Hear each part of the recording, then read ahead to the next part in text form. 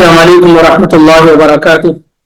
الحمد للہ رب العالمین والعاقبۃ للمتقین ولا عدوان الا علی الظالمین واشهد ان لا الہ الا اللہ وحدہ لا شریک لہ واشهد ان محمدا عبدہ ورسولہ اما بعد، يقول الله تعالى في كلامه العظيم: أعوذ بالله السميع العليم من الشيطان الرجيم من همزه ونفخه ونفثه. يا أيها الذين آمنوا أنفقوا من طيبات ما كسبتم ومما أخرجنا لكم من الأرض ولا تيمموا الخبيث منه تنفقون ولستم بآخذيه إلا أن تغمضوا فيه واعلموا أن الله غني حميد. الشيطان يعدكم الفقر ويأمركم بالفحشاء والله يعدكم مغفرة منه وفضلا واللہ واسع علیم. سبحانک لا علم لنا الا ما علمتنا انک انت العلیم الحکیم. خالص اللہ رب العالمین کی توفیق سے بڑی ہی جامع سورۃ البقرہ سے دو آیت نمبر 267 267 اور 268 268 اللہ کی توفیق سے تلاوت کی گئی، سنی گئی. ظاہر ہے پچھلے کئی ہفتوں سے انفاق فی سبیل اللہ کی آیات، اللہ کے راستے میں خرچ کرنے کے متعلق جو آیات ہیں، اس کی جو فضیلت ہے، اس کا جو طریقہ ہے، وہ گزر رہا ہے. پچھلے دنوں میں ہم اور آپ نے اللہ رب العالمین کی توفیق سے اللہ کے راستے میں خرچ کرنا اللہ کے لیے، اس کی فضیلت، اور یہ کہ اگر کوئی آدمی ریا اور نمود کے لیے خرچ کرے یا خرچ کرنے کے بعد احسان جتلائے یا خرچ کرنے والے کو تکلیف پہنچائے خرچ جس پر کیا ہے، تو اسے کیا نقصان مل سکتا ہے. اب اس کے بعد یہاں اللہ تعالیٰ بیان کر رہا ہے کہ کن مالوں میں سے خرچ کرنا ہے، کن مالوں میں سے خرچ کرنا ہے. چنانچہ اللہ تعالیٰ کا ارشاد ہے: یا ایھا الذین آمنوا، اے وہ لوگ جو ایمان لائے ہو، اے مومنوں. قرآن حکیم میں اللہ تعالیٰ نے اہل ایمان سے 89 مقامات پر 89 مقامات پر اس طریقے سے خطاب کیا ہے. یا ایھا الذین آمنوا سے 89 مقامات پر، 89 مقامات پر اللہ تعالیٰ نے خطاب کیا ہے. جہاں جہاں یا ایھا الذین آمنوا سے خطاب ہے تو فوری طور سے ہر اہل ایمان کو، ہر مومن کو چاہیے کہ اپنی توجہ اس طرف مبذول کر لے. یعنی جو 89 مقامات ہیں جہاں پر اللہ نے اس کا ذکر کیا ہے، یہ ڈائریکٹ ہم سے اللہ تعالیٰ مخاطب ہے. اور جیسا کہ عبداللہ ابن عباس، عبداللہ ابن مسعود رضی اللہ تعالیٰ عنہ کہتے ہیں کہ جب قرآن میں سنو یا ایھا الذین آمنوا فرعیھا سمعک، تو اپنا کام اس طرف لگا لو، اپنی توجہ اس طرف لگا لو. فَإِنَّهَا خَيْرٌ تُؤْمَرُ بِهِ، کیونکہ خیر ہے جس کا تمہیں حکم دیا جا رہا ہے. او شر تنہا عنہ، یا برائی ہے، شر ہے جس سے تمہیں روکا جا رہا ہے. تو قرآن میں اللہ تعالیٰ نے اہل ایمان سے 89 مقامات پر یا ایھا الذین آمنوا سے خطاب کیا ہے، جس میں 11 مقامات سورہ بقرہ کے اندر ہیں. 11 مقامات پر کیا ہے؟ سورہ بقرہ میں ہے. 8 ہم پڑھ چکے ہیں، 9ویں آیت آج ہے، اور اس کے بعد 2 اور آیت ہے. ایک یا ایھا الذین آمنوا اتقوا اللہ وذروا ما بقی من الربا، سود کے بارے میں، اور اس کے بعد یا ایھا الذین آمنوا اذا تداینتم، قرض اور دین کے متعلق ہے۔ تو سورہ بقرہ میں 11 مقامات پر اللہ تعالیٰ نے یا ایھا الذین آمنوا سے خطاب کیا، اور پورے قرآن میں 89 مقامات پر۔ اور عام جو خطاب ہے یا ایھا الناس، یا ایھا الناس سے جو خطاب قرآن میں اللہ نے کیا ہے وہ 20 مقامات پر، 20 مقامات پر، جس میں 2 جگہ سورہ بقرہ کے اندر ہے، جس میں 2 جگہ سورہ بقرہ میں، ایک آیت نمبر 21 میں یا ایھا الناس اعبدوا ربکم الذی خلقکم، اور دوسری جگہ 168 نمبر کی آیت پر، سورہ بقرہ کی آیت نمبر 168 میں۔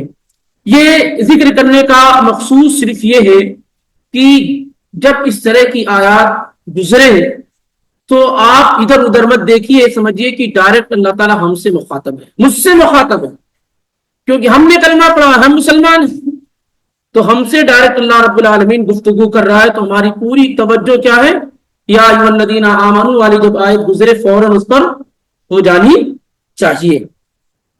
اب آپ دیکھیے خود کیا ہے، ظاہر ہے جو حکم دیا جا رہا ہے وہ بڑا پیارا ہے، یا ایھا الذین آمنوا، اے مومنو، اے ایمان والو، کیونکہ جب اس طریقے سے گفتگو کی جائے اے مومنو، تو اس کا تقاضا یہ ہے کہ جس بات کا حکم دیا جا رہا ہے اسے پورا کیا جائے۔ ایمان کا تقاضا کیا ہے؟ کہ اسے پورا کیا جائے۔ جیسے یہ کہا جائے کہ اے طالب علم اسٹوڈنٹ، تو ان کا تقاضا کیا ہے کہ وہ پڑھے۔ جب ڈاکٹروں سے آپ مخاطب ہوتے ہیں تو ان کا تقاضا یہ ہے کہ وہ علاج کرے۔ ایسے جب ایمان والوں کو سے مخاطب اللہ تعالیٰ ہو تو اس ایمان کا تقاضا یہ کہ جس چیز کا اللہ تعالیٰ حکم دے رہا ہے اسے کیا ہے؟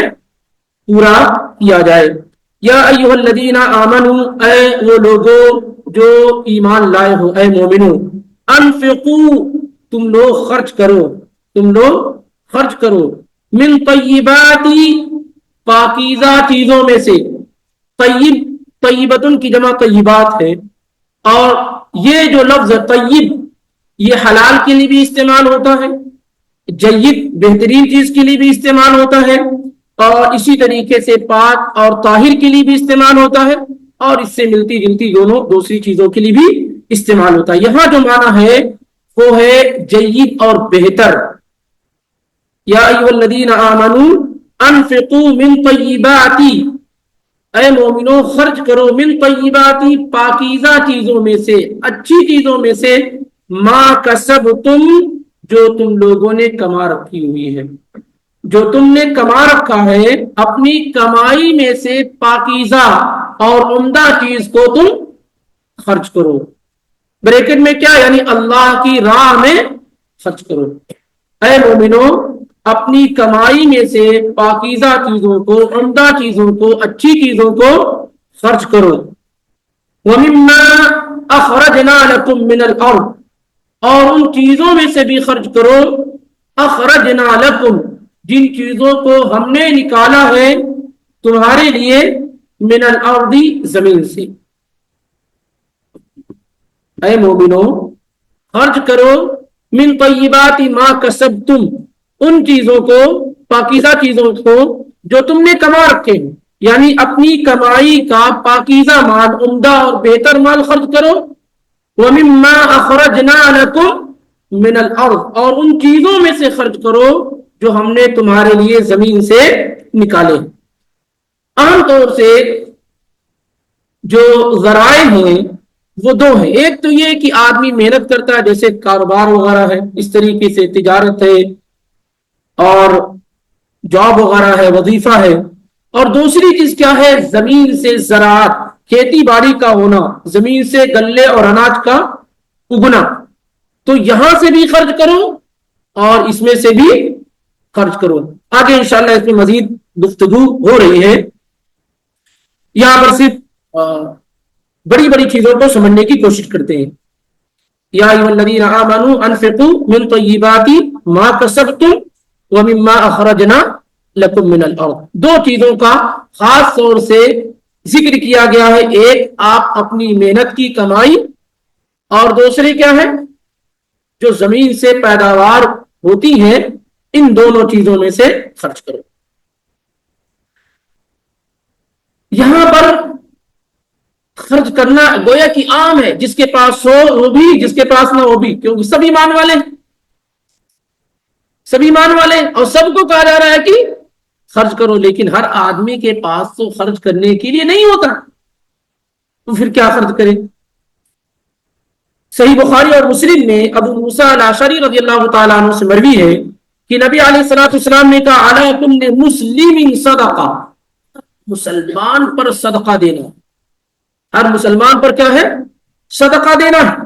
تو صحابہ نے کہا یا نبی اللہ فمن لم یجد، جس کے پاس صدقہ دینے کے لیے کچھ نہ ہو، آپ فرما رہے ہیں کہ ہر مسلمان پر صدقہ دینا ہے۔ اے اللہ کے پیغمبر، اگر کسی کے پاس صدقہ دینے کے لیے کچھ نہ ہو تو آپ نے کہا یا عمل بیدہ فینفع نفعہ ویتصدق، نہ کچھ ہو تو جائے محنت کرے، وہ اسٹرگل کرے، جدوجہد کرے، اور پھر اس محنت کے نتیجے میں جو مال آئے اس سے وہ خود کو فائدہ پہنچائے، ویتصدق، اور صدقہ کرے۔ لیکن ایسا نہیں کہ بیٹھا رہے یہ کہہ کر کے میرے پاس کچھ نہیں کچھ ہے تو کیا کرے؟ محنت کرے، کمائے، اور کمانے کے بعد اپنے اوپر خرچ کرے، اور اس کے بعد کیا ہے؟ صدقہ کرے۔ صحابہ نے کہا فَإِن لَمْ يَجِدْ، اگر اس کے اندر یہ بھی صلاحیت نہیں ہے، یعنی جا کر کے کما بھی نہیں سکتا ہے، کافی کمزور ہو چکا ہے، یا جاب نہیں مل رہی ہے، کام نہیں مل رہا، وہ کیا کرے؟ تو آپ صلی اللہ علیہ وسلم نے کہا ضرورت مندوں کی وہ مدد کرے، ان کی رہنمائی کرے، وہ ان کو راستہ بتائے۔ پھر صحابہ نے پوچھا فَإِن لَمْ يَجِدْ، اگر یہ بھی نہ ہو تو آپ صلی اللہ علیہ وسلم نے کہا فَلْيَعْمَلْ بِالْمَعْرُوفِ، تو وہ بھلا عمل کرے اور اپنے آپ کو برائی سے روکے رکھے، یہ اس کے لیے صدقہ ہے۔ یعنی کوئی طاقت نہیں ہے اس کے پاس تو کیا کرے؟ وہ صدقہ تو دینا ہی دینا ہے۔ علی کل مسلم صدقہ، ہر مسلمان کو صدقہ دینا ہے، لیکن صدقے کی نوعیت الگ الگ ہے۔ اگر یہ نہیں کر سکتا، یہ نہیں کر سکتا، یہ نہیں کر سکتا، تو کم سے کم یہ کرے کہ بھلائی کا عمل کرے اور برائی سے اپنے آپ کو روکے رکھے۔ اور کیوں صدقہ دینا ضروری ہے؟ دوسری روایت آپ دیکھیں گے سنن ابو داؤد میں، مسند احمد وغیرہ میں، نبی علیہ الصلوۃ والسلام نے کہا فی الانسان 360 مفصلا، انسان کے اندر 360 جوڑ ہیں۔ انسان کے اندر کتنے؟ 360 جوڑ ہیں۔ اور صحیح مسلم میں اما عائشہ صدیقہ رضی اللہ تعالی عنہ کی روایت میں آپ کا فرمان ہے انه خلق كل انسان من بني آدم على 60 و300 مفصل، ہر انسان 360 جوڑوں کے ساتھ پیدا کیا گیا ہے، اور اتنے جوڑ ہیں تو ہر جوڑ کی جانب سے اس کو صدقہ دینا ہے۔ سنن ابو داؤد میں کیا ہے؟ فَعَلَيْهِ أَن يَتَصَدَّقَ عَن كُلِّ مَفْصَلٍ مِّنْهُ بِصَدَقَةٍ۔ اب اس کے اوپر کیا ضروری ہے؟ 360 جوڑ ہیں، ہر جوڑ کے عوض اور بدلے میں وہ صدقہ کرے۔ قالوا یا نبی اللہ ومن یطیق بذلک، صحابہ نے کہا اللہ کے نبی کون اتنی طاقت رکھتا ہے کہ ہر دن ایک ایک جوڑ 360 جوڑ کی جانب سے صدقہ کرے، کون اس کی طاقت رکھتا ہے؟ تو اللہ کے نبی علیہ الصلوۃ والسلام نے کہا مسجد سے بلغم اور تھوک کو دفن کر دینا، یعنی کسی نے اگر کچھ گندگی پھیلا دی ہے اس کو صاف کر دینا، یہ بھی صدقہ ہے۔ یہ کیا ہے؟ صدقہ ہے۔ اسی سے راستے سے تکلیف دہ چیز کو ہٹا دینا، یہ بھی صدقہ ہے۔ اور پھر اللہ کے نبی علیہ الصلوۃ والسلام نے پیاری بات بیان فرمائی فَإِن لَّمْ تَجِدْ فَرَكْعَةَ الضُّحَىٰ تُجْزِئُكَ، اگر کوئی چیز نہ ملے تمہیں تو چاش کی 2 رکعت پڑھ لینے سے 360 جوڑ کی جانب سے کیا ہے؟ صدقہ ادا ہو جاتا ہے۔ جب آدمی چاش کی 2 رکعت پڑھ لیتا ہے تو 360 جوڑوں کی طرف سے کیا ہے؟ وہ صدقہ دے دیتا ہے۔ تو اس اعتبار سے صدقہ کا مطلب صرف یہ نہیں ہوتا ہے کہ آدمی اپنے مال کو اللہ کی راہ میں دے، بلکہ صدقہ تکبیر کہنا، سبحان اللہ کہنا، الحمدللہ کہنا، اللہ اکبر کہنا، یہ سب کیا ہے؟ سب صدقہ ہے. ہر بھلی بات کہنا، اچھی بات کہنا، یہ سب کیا ہے؟ صدقہ ہے. کسی سے پیار اور محبت سے ملنا، یہ بھی کیا ہے؟ صدقہ ہے. راستے سے تکلیف دہ چیز کو ہٹا دینا، یہ بھی صدقہ ہے. بیویوں سے ہم بستری کرنا، یہ بھی کیا ہے؟ یہ سب صدقہ ہے. تو یا ایھا الذین آمنوا انفقوا من طیبات ما کسبتم ومما اخرجنا لکم من الارض. پاک چیزوں، اچھی چیزوں میں سے جو تم نے کمایا خرچ کرو. یہ بتا رہا ہے کہ کچھ لوگ ایسے تھے جو ردی اور خراب اور ویسٹ چیز کو کیا ہے؟ خرچ کرتے تھے. اللہ تعالیٰ کا یہ فرمان بتا رہا ہے کہ کچھ لوگ ایسے تھے جو خراب مال کو، یوز لیس چیز کو، جو برباد چیز ہو، اس کو کیا ہے؟ وہ صدقہ کر دیتے تھے. جبھی کہا گیا کہ نہیں، صدقہ بہترین مال میں سے بہترین چیزوں کا صدقہ کرو. ایسا نہ ہو کہ کوئی چیز سڑ گئی ہو تو کسی غریب کو دے دو کھانے کے لیے، کوئی چیز پھٹ گئی ہو اب پہنی نہیں جا سکتی، کسی غریب کو دے دو پہننے کے لیے.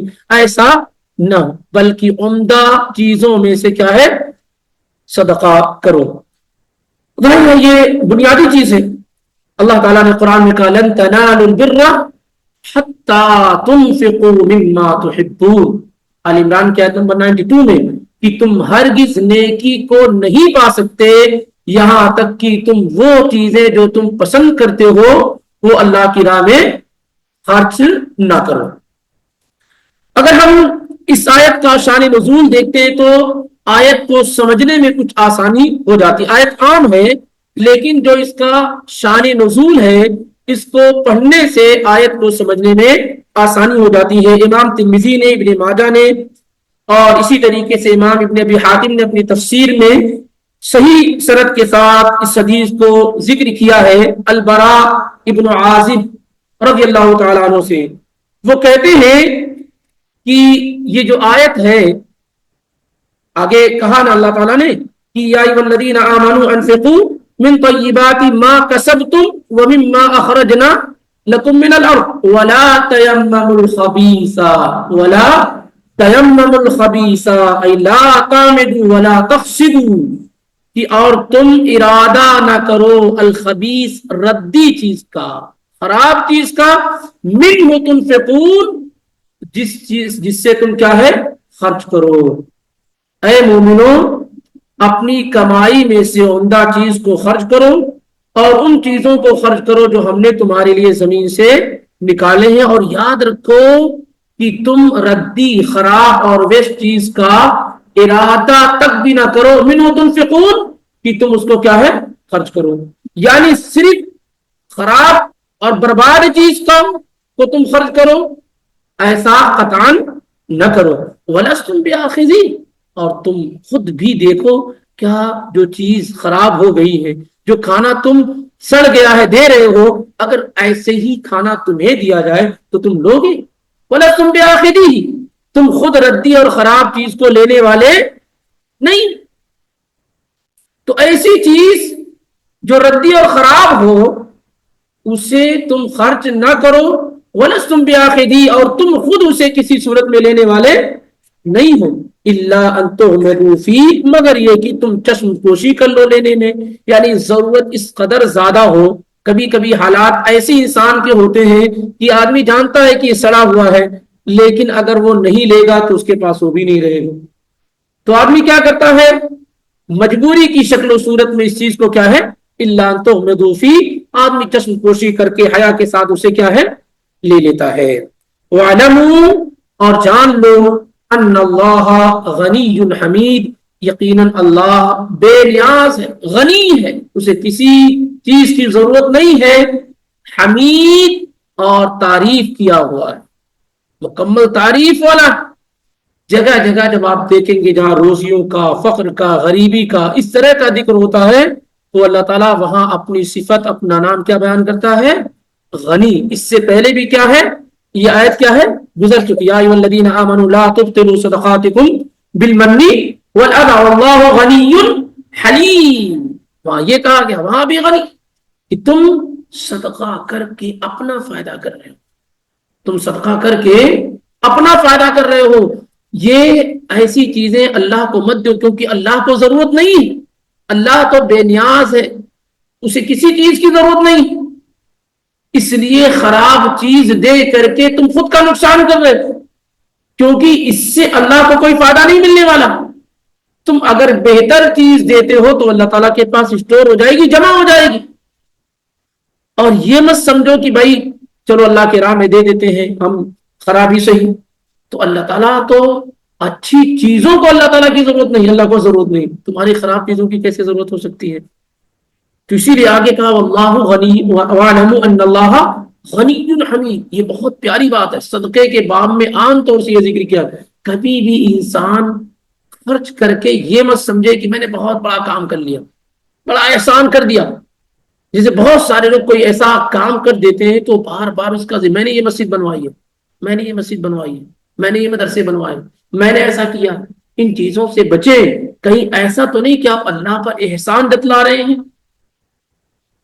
ان چیزوں کو کر کے، بلکہ اس کو مخفی اور پوشیدہ رکھنے کی کوشش کریں، کیونکہ اللہ کو اس کی قطعاً ضرورت نہیں. قطعاً یہ اس میں آپ کا اپنا فائدہ ہے کہ آپ اگر یہ چیزیں کرتے ہیں تو قیامت کے لیے آپ اپنے آپ کو جہنم سے بچانے میں جو ہے آسانی پیدا کر رہے ہیں. بہرحال اب ان آیات کو سمجھنے کے لیے جیسا کہ میں ذکر کر رہا تھا کہ شان نزول کو دیکھا جائے. البراء بن عازب رضی اللہ تعالیٰ عنہ کہتے ہیں کہ یہ آیت ہم انصاریوں کے متعلق نازل ہوئی، انصاری میں سے بعض صحابہ کے متعلق نازل ہوئی. ہم لوگ کھجور والے تھے، کنا اصحاب نخل، ہم کھجور والے تھے. تو ایک آدمی کیا کرتا تھا، ہر آدمی اپنی طاقت کے حساب سے، کوئی زیادہ اور کوئی کم، وہ کیا کرتا تھا کہ کھجوروں کے گوشے گچھے لاتا تھا اور مسجد نبوی میں پر اس کو لٹکا دیتا تھا.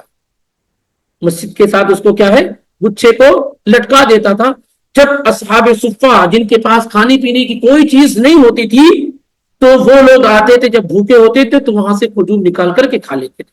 اس میں کچھ تر کھجوریں ہوتی تھی اور کچھ خشک کھجوریں ہوتی تھی، یعنی تمر رطب اور تمر دونوں ہوتی تھی. تو صحابہ اس طریقے سے کرتے تھے کہ کھجور کے گوشے لا کر کے مسجد میں وہ لگا دیا کرتے تھے.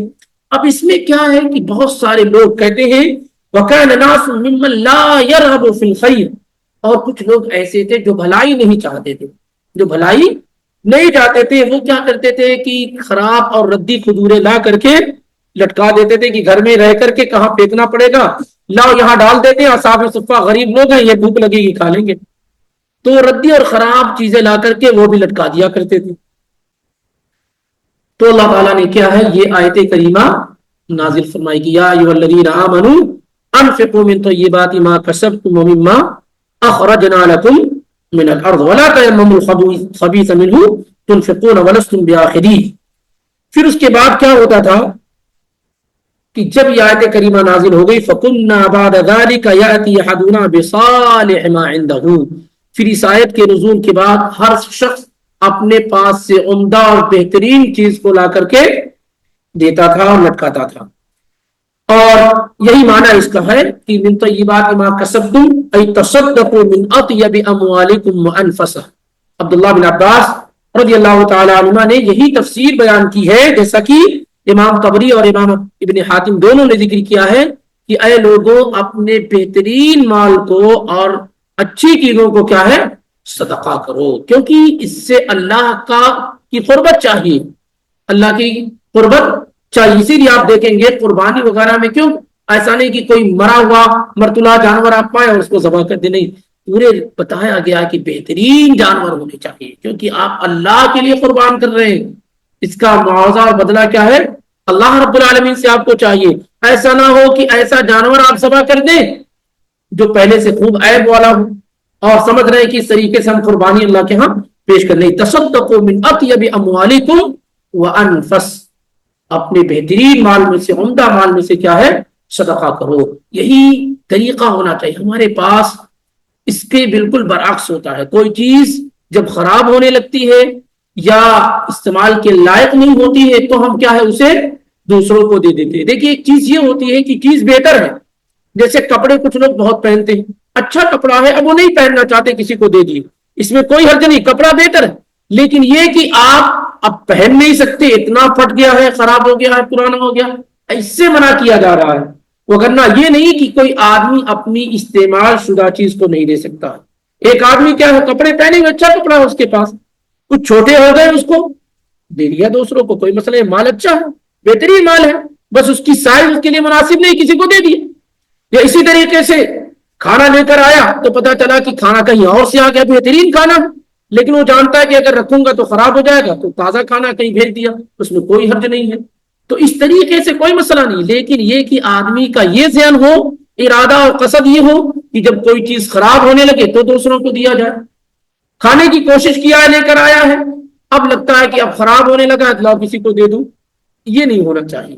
یعنی جب آدمی کوئی چیز دے رہا ہو تو وہ بہتر ہو، ایسا اس کے لیے ضروری نہیں۔ ہمارے بہت سارے بھائی کیا کرتے ہیں کہ کسی بھی استعمال کی ہوئی چیز کو لینے کو ناپسند سمجھتے ہیں، ایسا نہیں ہے۔ یعنی کوئی آدمی اگر ایک مرتبہ کپڑا پہن کے دے دے تو سامنے والا نہیں لے گا، تو یہ سامنے والے کی طرف سے یہ تکبر ہے، اس میں کوئی حرج نہیں ہے کہ کسی کا آدمی پہنا ہوا یا اسی کا کسی چیز کا استعمال کیا ہوا آدمی لے لے، اس میں کوئی حرج نہیں، اس میں کوئی حرج نہیں ہے، الا یہ کہ وہ بہتر اور درست اور صحیح ہو، تو اس میں کوئی مسئلہ نہیں ہے۔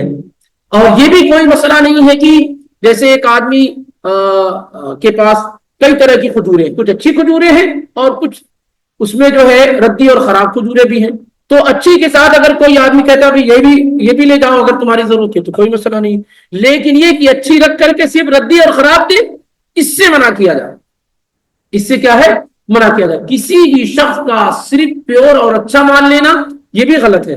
اللہ کے نبی علیہ الصلوۃ والسلام نے جب معاذ بن جبل کو یمن روانہ کیا تھا تو جہاں آپ نے بہت سارے احکامات ان کو دیے تھے، ان میں سے ایک حکم یہ تھا کہ وَإِيَّاكَ كَرَائِمَ أَمْوَالِ النَّاسِ، اے معاذ لوگوں کا بہتر مال لینے سے بچنا۔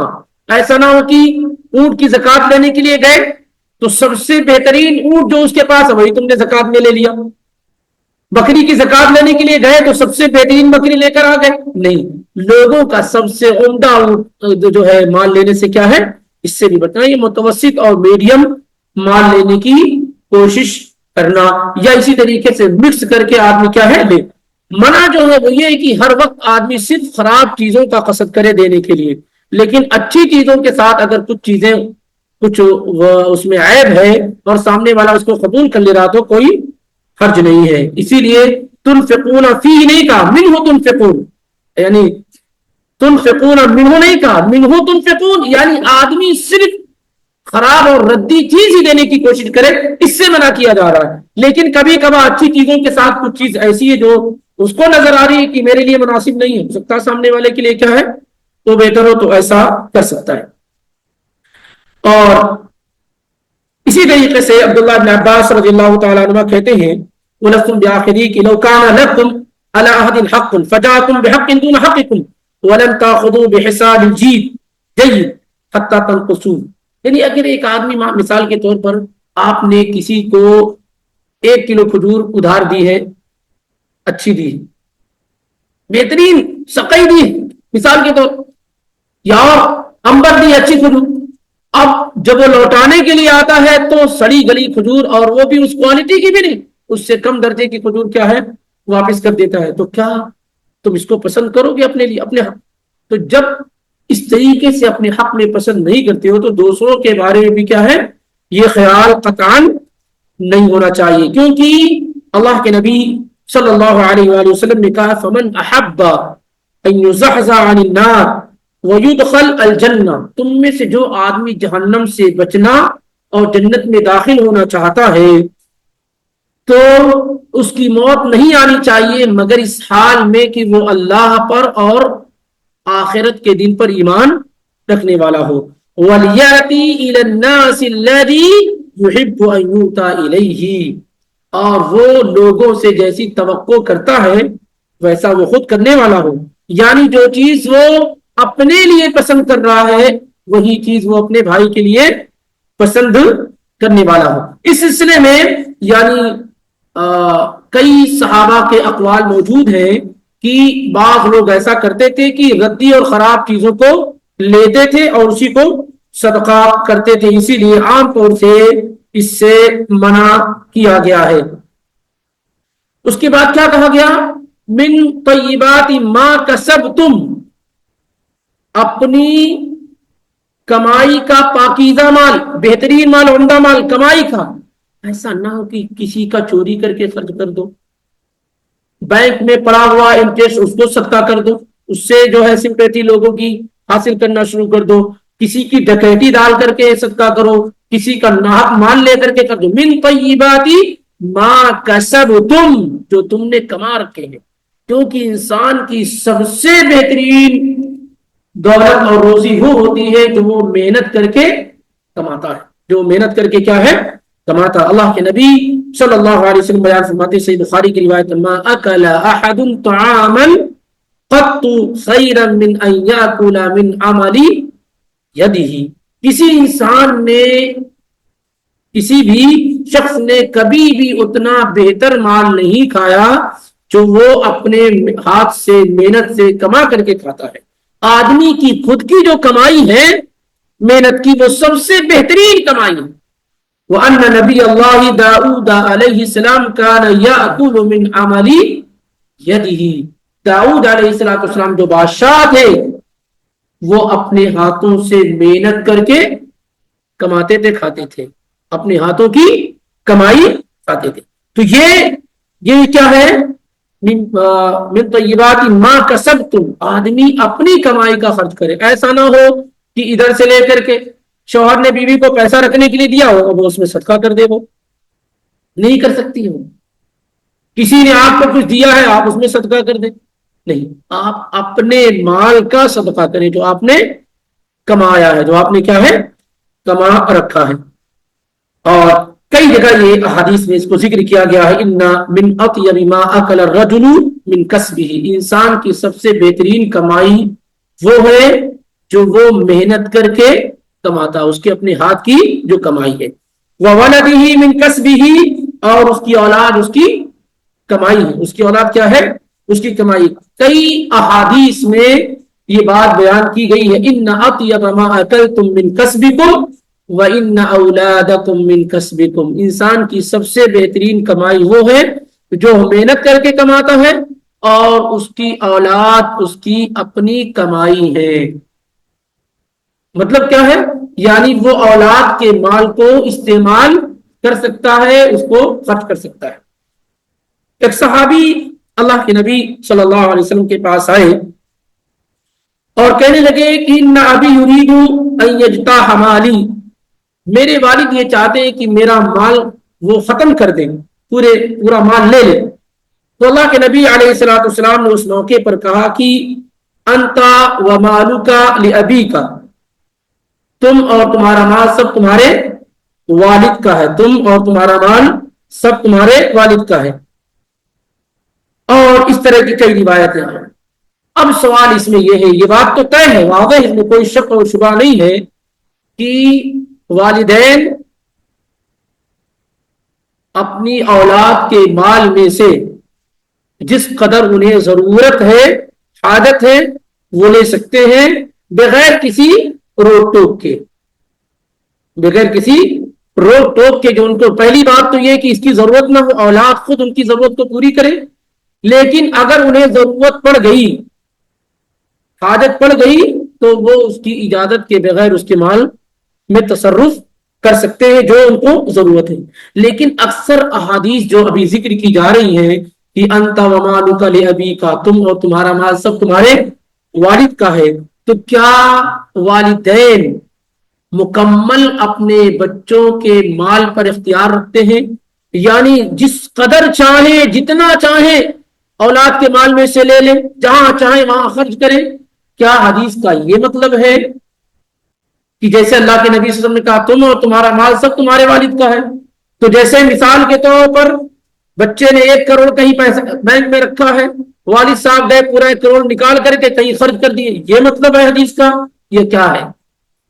عام طور سے ہمارے بعض بھائی اس کو سمجھنے میں غلطی کرتے ہیں اور ایسے ہی بیان کرتے کہ نہیں بھائی تمہارا پورا مال تمہارے والدین کا، جتنا چاہے جیسے چاہے وہ خرچ کر سکتے ہیں، اس پر کوئی روک ٹوک نہیں ہے۔ اس سلسلے میں امام بہقی رحمہ اللہ نے السنن الکبریٰ کے اندر اس روایت کو ذکر کرنے کے بعد کہا کہ من زعم ان مال الولد لابی احتج بظاہر هذا الحدیث، جس نے یہ سمجھا کہ بچے کا مال اس کے والد کا مکمل طور سے، تو اس نے صرف حدیث کے ظاہر کو دیکھا، حدیث کے ظاہر کو دیکھا ہے، اور جس کا خیال یہ ہے کہ باپ کو، والدین کو یہ اختیار ہے کہ وہ اپنے اولاد کے مال میں سے جو ان کے لیے کافی ہو جائے، ان کی ضرورت کو پورا کر دے، وہ لے سکتے ہیں، تو ان لوگوں نے تمام احادیث کو نظر میں رکھا اور اس بات کو نظر میں رکھا ہے کہ دوسرے کا مال لینا ناحق یہ کیا ہے؟ حرام ہے، دوسرے کا مال لینا حرام ہے۔ اور کہتے ہیں امام بہقی رحمہ اللہ کی آیت یعنی حدیث کا یہ مطلب نہیں ہے کہ پورا مال والدین کا ہے، کیونکہ اگر ایسا ہوتا تو اولاد کے مرنے کے بعد باپ کو صرف چھٹا حصہ ملتا ہے۔ باپ کو کتنا ملتا ہے؟ صرف چھٹا حصہ ملتا۔ اگر سب اس کا ہے تو سب اس کا ہو جاتا، اس کی اولاد کو، اس کی بیوی کو کچھ نہیں ملتا، لیکن اس کی اولاد کو، اس کی بیوی کو، سب کو ملتا ہے۔ اس کا مطلب یہ ہے کہ ایسا مطلب نہیں، یہاں جو انتا و مالک لابی کا لام جو ہے یہ لام تملیک کا نہیں ہے، یہ جو لام ہے حدیث کے اندر یہ اباحہ کا ہے، یعنی جائز ہے والد کے لیے کہ وہ اپنی ضرورت کا جتنی بھی چیزیں ہیں وہ لے سکتا ہے، اور یہی معنی زیادہ درست اور صحیح ہے، کیونکہ اس سلسلے میں ایک حدیث مستدرک الحاکم کے اندر آئی ہوئی ہے، مستدرک الحاکم کے اندر آئی ہوئی ہے، اور شیخ البانی نے اس کو حسن قرار دیا ہے، جس میں اللہ کے نبی صلی اللہ علیہ وسلم نے کہا اِنَّ أَوْلَادَكُمْ هِبَةُ اللَّهِ لَكُمْ، تمہاری اولادیں تمہارے لیے اللہ کی جانب سے عطیہ ہے، گفٹ ہے، یَهَبُ لِمَن يَشَاءُ إِنَاثًا، اللہ جسے چاہے بیٹیاں دے، وَيَهَبُ لِمَن يَشَاءُ الذُّكُورَ، اور جسے چاہے بیٹے دے، فَهُمْ وَأَمْوَالُهُمْ لَكُمْ، تو وہ تمہارے بیٹے اور بیٹیاں وہ بھی، اور ان کے مال بھی تمہارے ہیں، وہ بھی تمہارے ہیں اور ان کے مال بھی تمہارے ہیں، لیکن کس شرط کے ساتھ؟ اذا احتجتم الیہا، جب تم کو ان کی ضرورت ہو یا ان کے مال کی ضرورت ہو،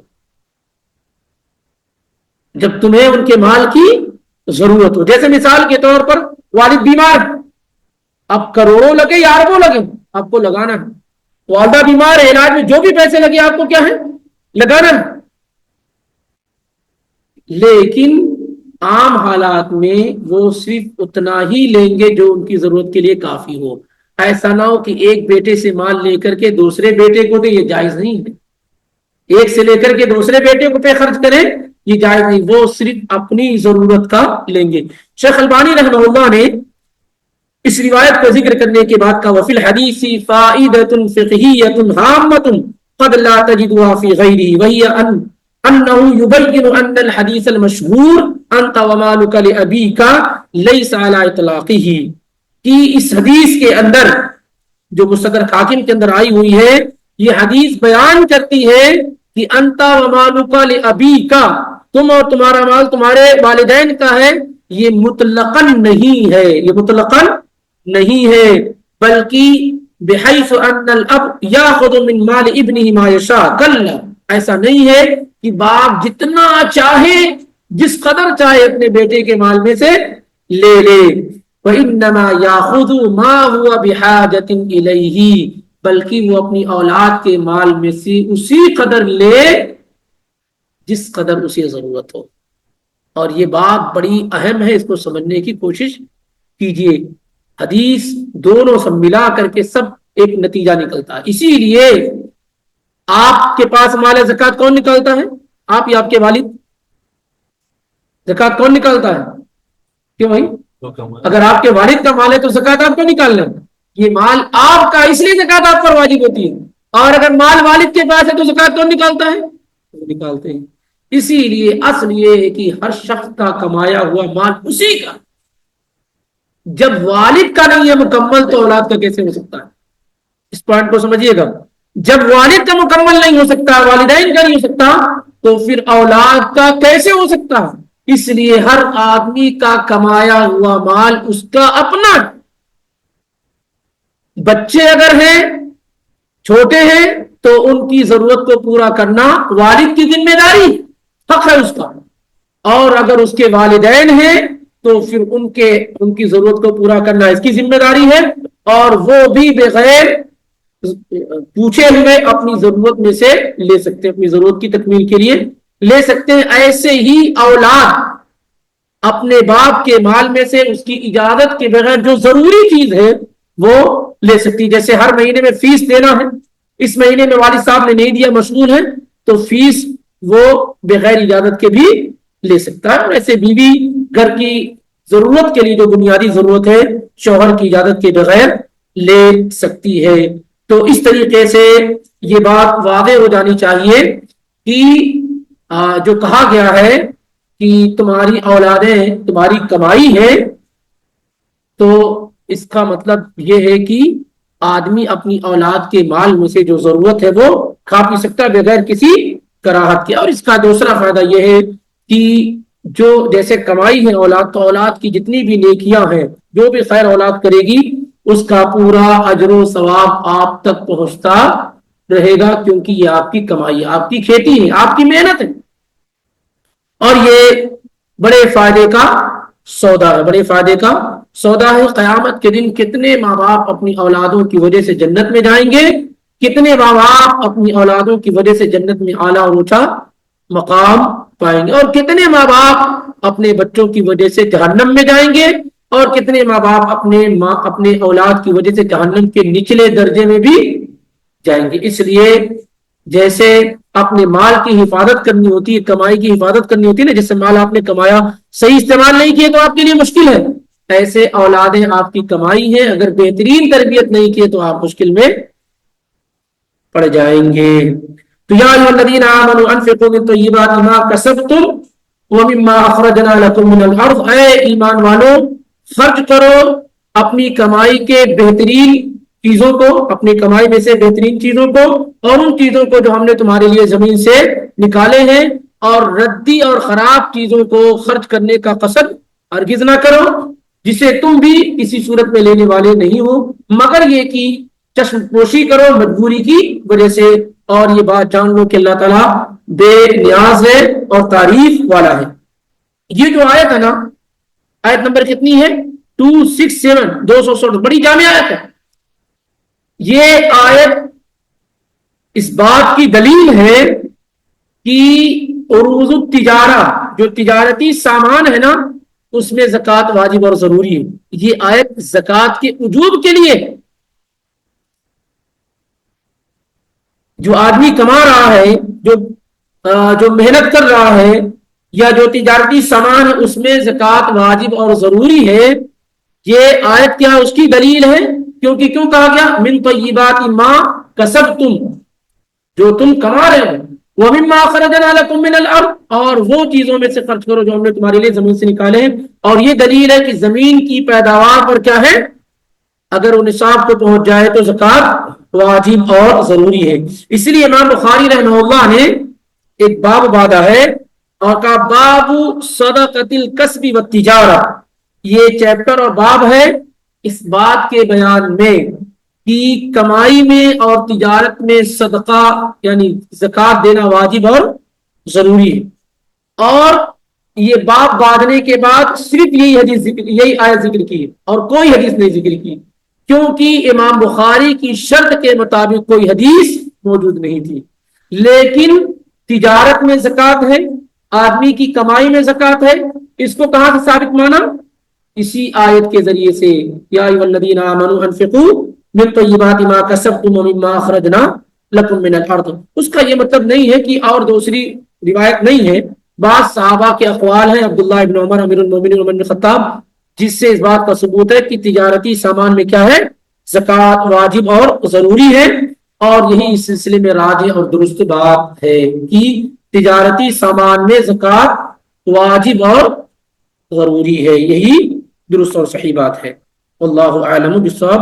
چند علماء اس بات کی طرف گئے ہیں کہ تجارتی سامان میں زکوٰۃ نہیں ہے، جیسے کپڑے کی دکان آپ کی ہے تو اس میں زکوٰۃ نہیں ہے، فریج کی دکان آپ کی ہے تو اس میں زکوٰۃ نہیں ہے، واشنگ مشین کی دکان آپ کی ہے تو زکوٰۃ نہیں، ٹائلس کی دکان آپ کی ہے تو اس میں زکوٰۃ نہیں۔ بعض علماء اس طرف گئے، یعنی تجارتی سامان میں زکوٰۃ نہیں، وہ سامان جو خریدے اور بیچے جاتے ہیں اس میں زکوٰۃ نہیں ہے۔ کچھ علماء کی رائے یہ ہے، لیکن اس سلسلے میں درست اور صحیح بات یہ ہے کہ تجارتی سامان میں زکوٰۃ واجب اور ضروری ہے۔ اگر کسی کے کپڑے کی دکان ہے تو کپڑے کی ویلو کو دیکھے وہ، اگر ویلو نصاب کو پہنچی ہوئی ہو اور ایک سال گزر گیا ہو تو پھر اس پر کیا ہے، اس کی ویلو دیکھ کر کے وہ زکوٰۃ ادا کرے گا، نکالے گا۔ اور اسی میں زمین کا جو کاروبار وغیرہ کرتے ہیں، گاڑیوں کا کاروبار کرتے ہیں، سب اس میں کیا ہے، شامل ہے۔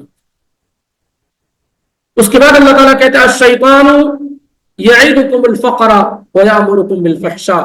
بڑی پیاری بات وہاں کہا گیا کہ حلال اور پاکیزہ مال میں سے خرچ کرو، جو زمین سے ہم نے تمہارے لیے نکل اس میں سے خرچ کرو، اللہ غنی ہے، بے نیاز ہے وغیرہ۔ اب اللہ تعالیٰ کہتا ہے الشیطان یعدکم الفقر، شیطان تم کو ڈراتا ہے، کس سے، فقر سے۔ وعدہ یعدو کے معنی جہاں وعدہ کرنا ہے وہیں پر ڈرانا اور خوف زدہ کرنا۔ شیطان تمہیں خوف زدہ کرتا ہے، ڈراتا ہے کس سے، الفقر، غریبی سے۔ ارے اتنا مشکل حالات چل رہے، اگر خرچ کر دو گے کیا ہوگا، جاب چلی گئی تو کیا ہوگا، بچوں کا تمہارے کیا ہوگا، کل کو خدا نخواستہ یہ ہو جائے تو کیا ہوگا، کل بیمار پڑ گئے تو کیا ہوگا۔ اس طریقے سے وہ طرح طرح کی شکل بنا کر کے تمہیں کیا کرتا ہے، شیطان تمہیں ڈراتا ہے۔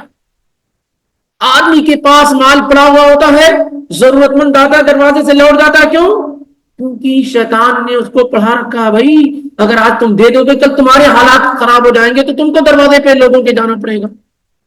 اور پھر وہ کیا ہے، اس کی باتوں میں آ جاتا ہے۔ کتنے خیالات اس طرح کے دل میں آتے ہیں، آدمی کیوں نہیں خرچ کرتا ہے، وہ ڈرا ہوا ہوتا ہے، جو شیطان نے ڈرایا ہوا نا، بالکل ڈرا ہوا ہوتا ہے، ڈرا ہوا ہوتا ہے۔ ایک آدمی بینک میں پیسے رکھے لیکن اگر جاب چلی جاتی ہے تو وہ خرچ نہیں کرتا، کیوں نہیں خرچ کرتا ہے، بھائی جاب تمہاری دے دو گے، پتہ نہیں کب تمہیں جاب ملے گی۔ ضرورت مند آدمی آتا ہے اور آدمی کیا اس کو لوٹا دے، اس کو یقین نہیں ہوتا ہے کہ دینے سے کم نہیں ہوتا ہے۔ ما نقص الصدقۃ من مال، کہ مال دینے سے کیا ہے، خرچ نہیں ہوتا، یہ یقین اس کو نہیں ہوتا ہے۔ تو وہ شیطان کا جو ڈر اور خوف دلایا ہوا ہوتا ہے، اس سے انسان اپنے مال کو سمیٹ سمیٹ کے اور روک کے رکھے ہوئے ہوتا ہے۔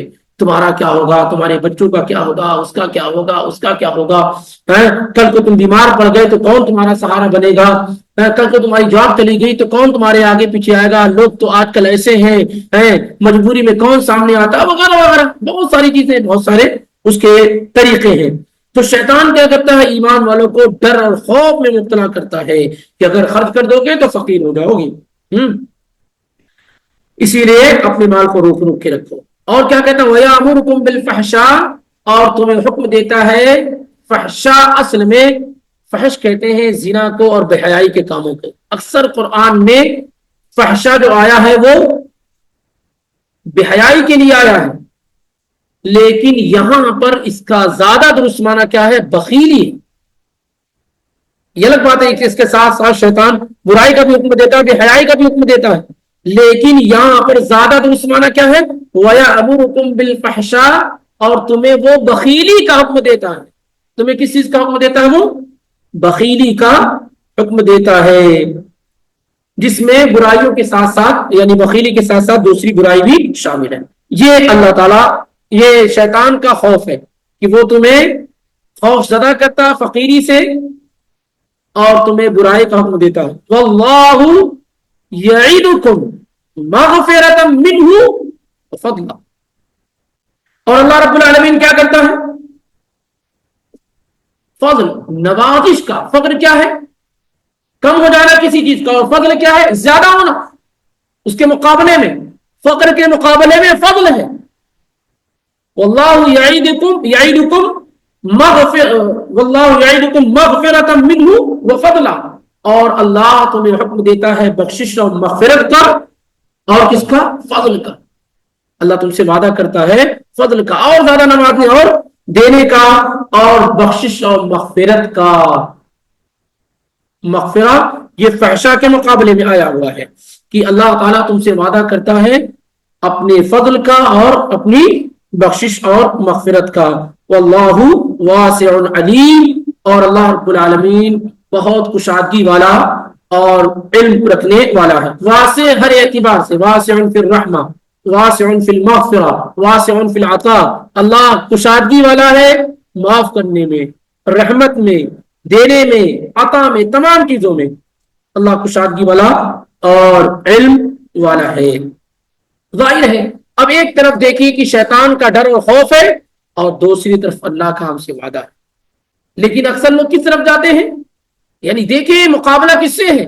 اللہ تعالیٰ الشیطان یعیدکم الفقر ویامرکم بالفحشاء واللہ یعیدکم مغفرۃ منہ وفضلا. دو چیزوں کا وہ بھی ہے، دو چیزیں ادھر بھی. ایک طرف اللہ کا وعدہ، دوسری طرف شیطان کا خوف اور ڈر.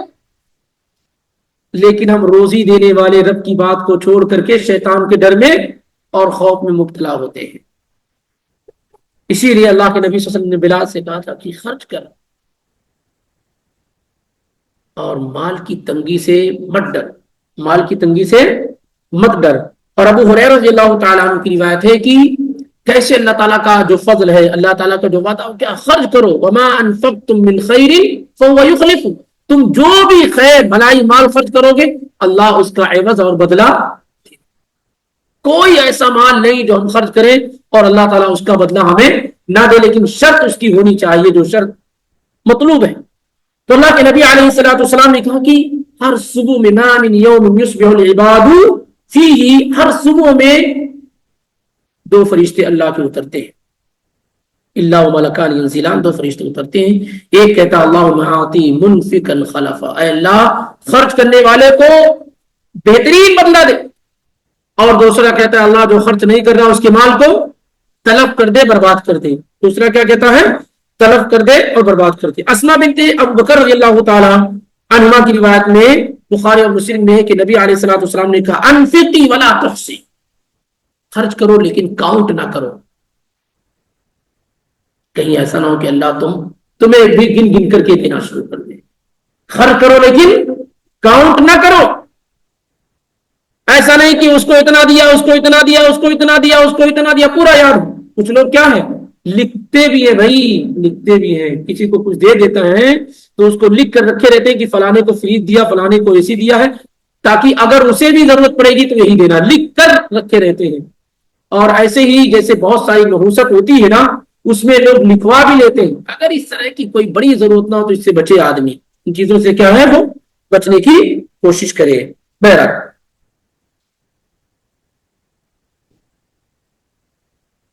تو الشیطان یعدکم الفقر ویامرکم بالفحشاء واللہ یعدکم مغفرۃ منہ وفضلا واللہ واسع علیم. اب اس کے بعد اللہ تعالیٰ نے یؤتی الحکمۃ من یشاء، انشاءاللہ آئندہ ہفتے میں اس کو کور کرنے کی کوشش کرتے ہیں.